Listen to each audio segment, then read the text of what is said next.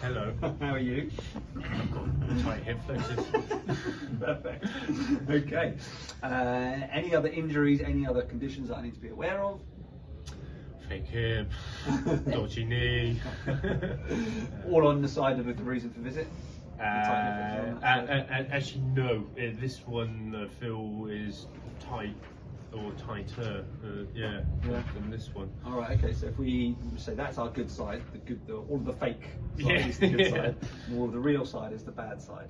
And tight hip flexors. And is it causing pain or is it discomfort? Is it stopping you doing certain movements? What's going on? Occasionally, when I'm at my sports massage course, I'll be stood this and I'll go and nearly fall over. Oh no! Really? Like last week, yeah.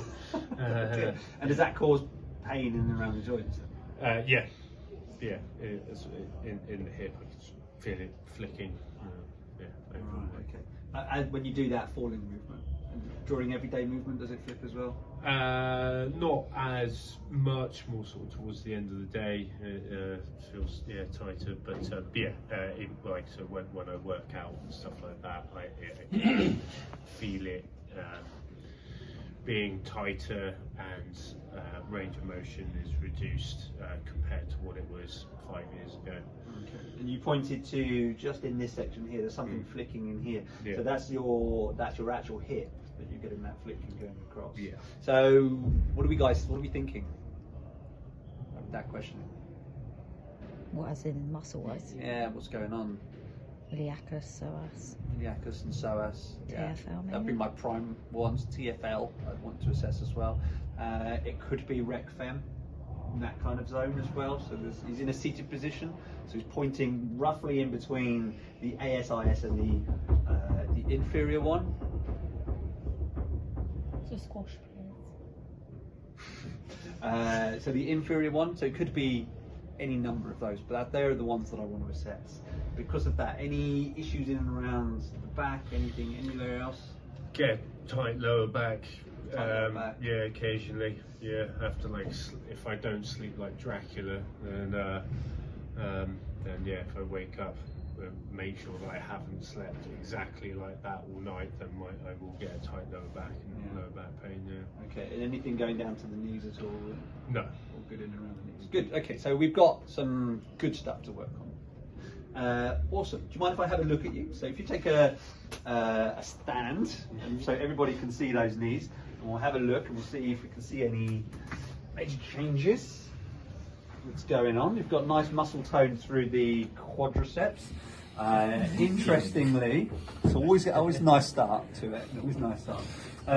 Interestingly, this one looks a little bigger than the other one. So you might be loading up a little bit more on this side.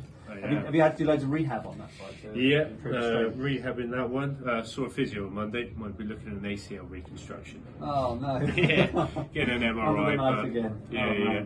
Okay, but you've got. This is in all quite nice alignment on this side. So your kneecap is coming just over your big toe, whereas on this side your toes are just moving a little bit further out to the side. So there could be a little bit of external rotation going on in there. And this side is coming forwards a little bit, so there might be a little bit of a twist because that side looks like it's going backwards a little bit as well. But if we have a look at your hip position, if you just face the wall for me, we'll have a look. So I'm just feeling for your bony processes on your hips.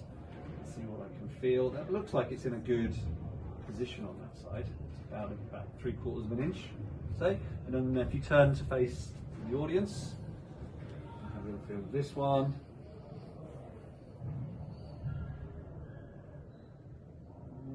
Maybe a little bit further down on that side. So I go with an inch and a bit on that side. So not crazy, but it does look as well like there's a little bit of a curvature.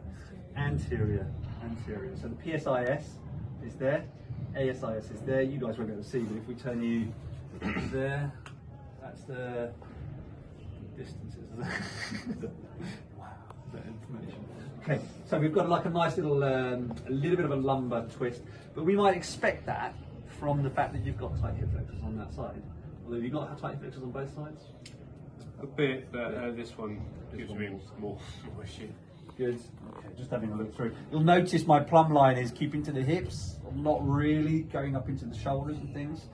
but I would have done that as you walked into the clinic. And then if you just face the wall for me, and I'm just having a look at your calves. You've got good strong calves. Again, like this side is just a little bit more toned all the way through than this side. So you are utilising this one a little bit more than the other side. You've got nice arches going. So that's lovely. Good. Okay. Are we ready to use this couch?